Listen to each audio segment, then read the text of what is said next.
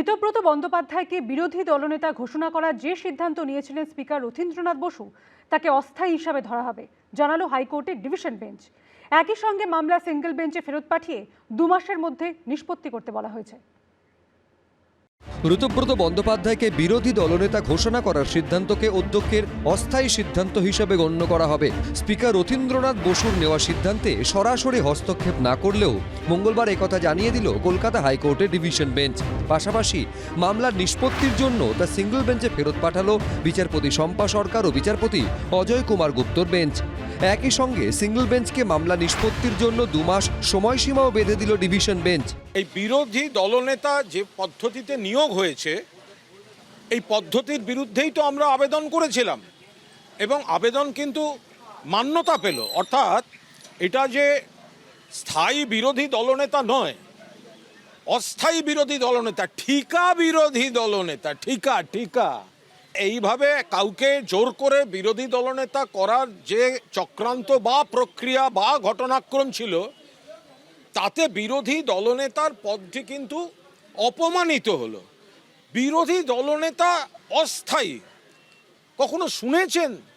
Speaker সাহেব তাকে বিরোধী দলনেতা করার সময় কিন্তু আমরা বলেছিলাম এই পদ্ধতিতে যে পদ্ধতিতে হলো সেটা ঠিক নয়। সবার উপরই আমরা আস্থাশীল এবং এটা আমরা যাতে এই যে ফাংশনটা করছি এই ফাংশনটা না করতে পারি সংখ্যা নেই, তা সত্ত্বেও প্রাণপাত মরিয়া প্রচেষ্টা, আমরা সবাই ভোটে জিতেছি। এবার আমরা যেহেতু মানুষের ভোটে জিতেছি, আবার মানুষের ভোটেই সরকার তৈরি হয়েছে, মানুষ ঠিক করেছেন আমাদের বিরোধী দলের ভূমিকা পালন করতে হবে।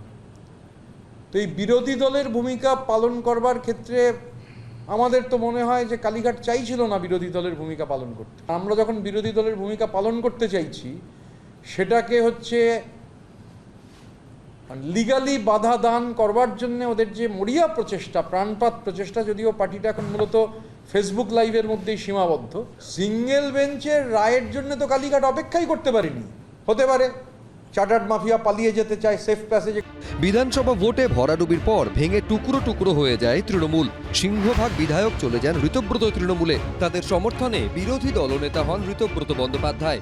চিফ হুইপ করা হয় আখরুজ্জামানকে, তাতে সম্মতি জানান বিধানসভার স্পিকারও। এরপরই ওই সিদ্ধান্তের বিরোধিতা করে কলকাতা হাইকোর্টে দ্বারস্থ হন শোভনদেব চট্টোপাধ্যায়। কিন্তু স্পিকারের সিদ্ধান্তের বিরুদ্ধে সিঙ্গল বেঞ্চ অন্তর্বর্তী নির্দেশ দিতে রাজি না হওয়ায় সেই নির্দেশকে চ্যালেঞ্জ করে ডিভিশন বেঞ্চে যান শোভনদেব চট্টোপাধ্যায়। সেই মামলাতেই এদিন ডিভিশন বেঞ্চ জানালো ঋতব্রত বন্দ্যোপাধ্যায়কে বিরোধী দলনেতা ঘোষণা করার সিদ্ধান্তকে অধ্যক্ষের অস্থায়ী সিদ্ধান্ত হিসেবে গণ্য করা হবে।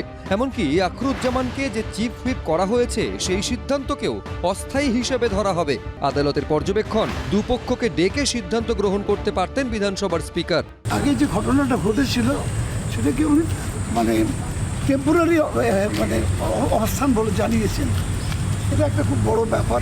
কোর্ট এই ধরনের কথা বলেছে যখন, ভবিষ্যতে সিঙ্গেল বেঞ্চ 2 মাস পরে হিয়ারিং করে রায় দেবেন। একটা দলের কেউ নেই, সব ছেড়ে চলে গেছে, 2-3 জন লোক পড়ে আছে, সেটাকে কি দল বলবেন? বড় কথা গণতন্ত্রের শেষ কথা হচ্ছে সংখ্যা। আপাতত আদালত বিচার প্রক্রিয়ার জন্য অল্প কিছু সময় নিয়েছেন, কিন্তু তার মানে কোনো কিছুই বাতিল করেনি। এখন সিঙ্গল বেঞ্চ কি রায় দেয় সেটাই দেখার। সৌভিক মজুমদার, উজ্জ্বল মুখোপাধ্যায়, কৃষ্ণেন্দু অধিকারী, এবিপি আনন্দ। এবিপি আনন্দ, এগিয়ে থাকে, এগিয়ে রাখে।